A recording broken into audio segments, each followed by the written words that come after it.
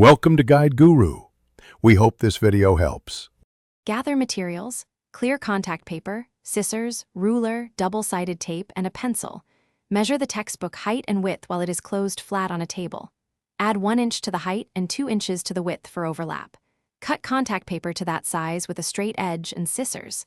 Peel backing only 3 inches from one long edge before applying. Apply the exposed adhesive to the front cover, aligning edges carefully as you go. Smooth bubbles outward with a ruler, then peel the remaining backing slowly. Fold the contact paper over the front edge with a 3/4 inch overlap. Align the spine by wrapping the paper around the closed book carefully and evenly. Measure and cut slits 1/2 inch from the corners to allow clean folding. Fold corners diagonally, creating neat mitered edges on both front and back covers. Secure inner flaps with double-sided tape near the spine and at corners.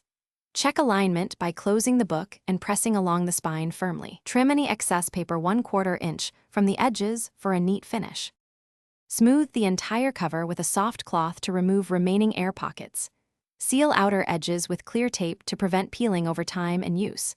Label the spine with a permanent marker, using clear, legible text and size. Clean the cover gently with a damp cloth, avoiding harsh chemicals or soaking. Repair small tears with clear tape and press firmly to reseal the adhesive. Store covered textbooks flat or upright, avoiding heavy stacks that warp covers. Replace the contact paper after a year if adhesive. Thanks for watching. Consider subscribing if we helped you today.